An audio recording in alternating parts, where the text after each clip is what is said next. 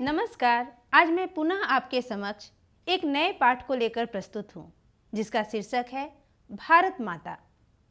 जैसा कि शीर्षक से ही हमें यह पता चल जाता है कि आज जो कविता हम पढ़ने जा रहे हैं वह हमारे देश, हमारी मातृभूमि से जुड़ी हुई है। यह कविता आधुनिक हिंदी के उत्कृष्ट प्रगीतों में शामिल की जाती है। कविता के रचयिता हैं प्रकृति के सुकुमार कवि सुमित्रा नंदन पंत। प्रकृति सौंदर्य की कविता के लिए विख्यात कवि की रचनाओं में यह कविता हिंदी की यथार्थवादी कविता के एक नए उन्मेष की तरह है। कविता को पढ़ने से पहले आइए हम कवि सुमित्रा नंदन पंत का एक संक्षिप्त परिचय देखें। आप जो ये तस्वीर देख रहे हैं, यह तस्वीर है सुमित्रा नंदन पंत की। इनका समय 20 मई 1900 ईस्वी से 29 दिसंबर 1977 ईस्वी का है, अर्थात इनका जन्म 20 मई 1900 ईस्वी को तथा इनका निधन 29 दिसंबर 1977 ईस्वी का है। आप देख सकते हैं, मैंने यहाँ लिखा है जन्म 20 मई 1900 ईस्वी, जन्म स्थान अल्मोड़ा, अल्मोड़ा के कौसानी में उत्तरांचल। सुमित्रा नंदन पंत छायावादी काव्यधारा के प्रमुख कवि हैं। इनकी प्रमुख कृतियां हैं उच्छ्वास, पल्लव, वीणा, ग्रंथि, गुंजन, युगांत, युगवाणी, स्वर्णधूलि, ग्राम्या, स्वर्ण किरण, युगपथ आदि। पंत जी की अंतिम काव्य है लोकायतन। यह प्रश्न अक्सर पूछा भी जाता है। पंत जी को भारतीय ज्ञानपीठ चिदंबरा के लिए मिला। आप देख सकते हैं, यहाँ मैंने लिखा है सुमित्रा नंदन पंत अरविंद दर्शन से प्रभावित थे। आगे आप कुछ महत्वपूर्ण बिंदुओं को देखिए।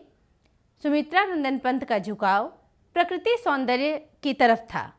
प्रकृति सौंदर्य से वे मानव सौंदर्य से अभिभूत हुए और मानव सौंदर्य से वे समाजवाद की ओर झुके और समाजवाद से उन्हें अरविंद दर्शन की तरफ उनका झुकाव अधिक हुआ। वे अरविंद दर्शन से प्रभावित थे। प्रकृति के सुकुमार कवि पंत कहे जाते हैं। भारत माता जो कविता हम पढ़ने जा रहे हैं वह एक यथार्थवादी कविता है। भारत माता कविता ग्राम्या में संकलित है। पंत जी का आरंभिक काव्य प्रकृति प्रेम और शिशु सुलभ जिज्ञासा को लेकर प्रकट हुआ। पंत जी प्रवृत्ति से छायावादी हैं, परंतु उनके विचार उदार मानवतावादी हैं। युगबोध के अनुसार अपनी काव्य अनुभूति का विस्तार करते रहना पंत जी की काव्य चेतना की विशेषता है। पंत जी मानवतावादी कवि थे जो मानव इतिहास के नित्य विकास में विश्वास करता है। वे अतिवादिता एवं संकीर्णता के घोर विरोधी रहे। उनका अंतिम काव्य लोकायतन है जो उनके परिपक्व चिंतन को समेट देता है। छायावादियों में सबसे पहले स्वीकृति इन्हें ही मिली। अपने समय के विभिन्न राजनैतिक वैचारिक आंदोलनों से पंत प्रेरित तथा प्रभावित होते रहे हैं। मार्क्सवाद और गांधीवाद के साथ साथ इन पर अरविंद दर्शन का भी प्रभाव पड़ा। पंत जी की कविताओं का पहला आकर्षण इनकी कोमल भावना और तदनुरूप शब्द योजना है। इनके काव्य का श्रेष्ठ अंश इनके प्रकृति चित्रण में मिलता है। इन प्रकृति चित्रों का विस्तार वैयक्तिकता और स्वातंत्र्य चेतना में होता है। प्रकृति प्रेम का संबंध देश प्रेम से है। आचार्य रामचंद्र शुक्ल कहते हैं कि यदि किसी को अपने देश से प्रेम है तो उसे अपने देश के मनुष्य, पशु पक्षी, लता, गुल्म, पेड़ पत्ते, कण, पर्वत, नदी, निर्झर सबसे प्रेम होगा। छायावादी काव्य की प्रकृति हम में आलोचनात्मक विवेक और संवेगात्मक विक्षोभ पैदा करने में समर्थ है, ताकि हम विकास के अपने मॉडल को पहचान सकें और अपनी इस धरती को अधिक सुंदर बना सकें। अतीत के गरिमा गान द्वारा अब तक भारत का ऐसा चित्र खींचा गया था जो ऐतिहासिक चाहे जितना रहा हो, वर्तमान को देखते हुए वास्तविक प्रतीत नहीं होता था। धन, वैभव, शिक्षा, संस्कृति, जीवन शैली आदि तमाम दृष्टियों से पिछड़ा हुआ, धुंधला और मटमैला दिखाई पड़ता यह देश हमारा वही भारत है जो अतीत में कभी सभ्य, सुसंस्कृत ज्ञानी और वैभवशाली रहा था। सुमित्रा नंदन पंत ने यहाँ भारत माता कविता के माध्यम से इसी भारत का यथातथ्य चित्र प्रस्तुत किया है। कविता इस प्रकार है। भारत माता ग्राम वासिनी, खेतों में फैला है श्यामल, धूल भरा मैला सा आंचल, गंगा यमुना में आंसू जल, मिट्टी की प्रतिमा उदासिनी। भारत माता ग्राम वासिनी। दैन्य जरित अपलक नत चितवन, अधरों में चिर नीरव रोदन, युग युग के तम से विषन्न मन, वह अपने घर में प्रवासिनी। 30 कोटि संतान नग्न तन, अर्धक्षुधित शोषित निरस्त्र जन, मूढ़ असभ्य अशिक्षित निर्धन, नतमस्तक तरुतल निवासिनी। भारत माता ग्राम वासिनी। स्वर्ण सस्य पर पद तल लुंठित, धरती सा सहिष्णु मन कुंठित, क्रंदन कंपित अधर मौन स्मित, राहु ग्रसित शारदेन्दु हासिनी। चिंतित भ्रिकुटी क्षितिज तिमिरांकित, नमित नयन नभ वाष्पाच्छादित, आनंद श्री छाया शशि उपमित, ज्ञान मूढ़ गीता प्रकाशिनी। सफल आज उसका तप संयम, पिला अहिंसा स्तन्य सुधोपम, हरती जन मन भय भवतम भ्रम, जग जननी जीवन विकासिनी। भारत माता ग्राम वासिनी। कवि सुमित्रा नंदन पंत कहते हैं कि भारत माता ग्राम वासिनी अर्थात भारत माता की आत्मा गांव में निवास करती है। भारत माता के असली स्वरूप को देखना है तो हमें भारत के गांव में जाना होगा। भारत माता इन ग्रामीणों के रूप में है।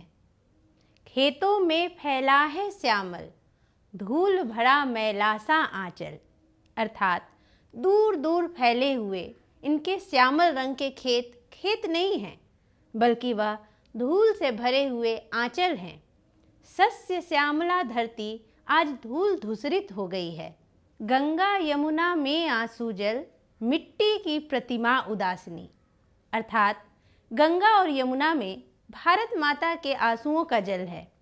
भारतीयों की दीनता को देखकर मानो भारत माता करुणा के आंसू बहा रही हैं। वे आंसू ही गंगा यमुना आदि नदियों की जलधारा के रूप में प्रवाहित हो रही हैं। भारत माता मिट्टी की उदास प्रतिमा के रूप में दिखाई पड़ रही हैं। इनकी मिट्टी में पहले जैसी प्रतिभा और यश नहीं है, आज वह उदास हो गई हैं। आगे कहते हैं कवि कि दैन्य जरित अपलक नत चितवन, अधरों में चिर नीरव रोदन, युग युग के तम से विषन्न मन, वह अपने घर में प्रवासिनी। कवि कहते हैं कि भारत माता दीनता से दुखी होकर अपनी आंखें नीचे की हुई हैं। होठों पर निःशब्द रोदन है और युगों से यहाँ छाए हुए अंधकार से वे त्रस्त हैं। वह अपने ही घर में प्रवासिनी हो गई हैं अर्थात बेगानी हो गई हैं। कवि का मानना है कि अभाव और गरीबी से ग्रस्त भारत का चित्र विकृत हो गया है। अब भारत माँ की अधरों पर मुस्कान की रेखा नहीं झलकती है। गुलामी की बेड़ी में भारत माता जकड़ गई हैं। आज स्वयं वह प्रवासिनी की भांति जीवन जीने के लिए विवश हैं। यह कविता अंग्रेजों के शासनकाल में लिखी गई थी। इस कारण इसमें भारत माता को उदासिनी, अपने घर में ही प्रवासिनी कहा गया है। गांव में निवास करने वाले भारत का तथा यहाँ के परिवेश का चित्रण यथार्थ रूप में हुआ है। आगे कवि कहते हैं कि 30 कोटि संतान नग्न तन, अर्धक्षुधित शोषित निरस्त्र जन, मूढ़ असभ्य अशिक्षित निर्धन, नतमस्तक तरुतल निवासिनी। कहने का अर्थ है कि भारत माँ की 30 करोड़ संतान नग्न हैं। उनके तन पर कपड़े नहीं हैं। वे अर्धक्षुधित हैं अर्थात वे आधे पेट खाकर जीवन व्यतीत कर रहे हैं। भारतवासी शोषित हैं, शोषण का शिकार हो रहे हैं। वे निर्धन हैं, गरीबी में उनका जीवन बीत रहा है। अपने मस्तक को पराधीनता के कारण उठा नहीं सकते। किसी भी तरह जीवन जीने के लिए आज वे विवश हैं।